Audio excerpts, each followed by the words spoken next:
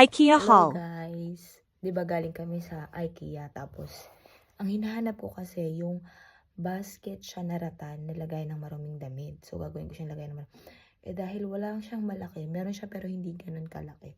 Ito yung nakita ng kasamahan ko.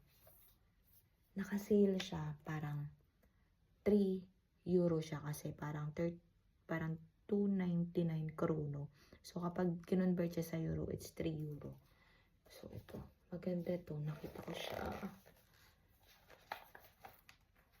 Buksan natin. At malaki siya. See?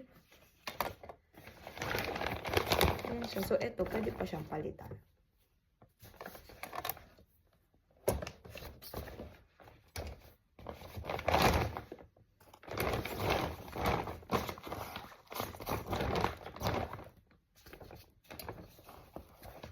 Ayan siya guys.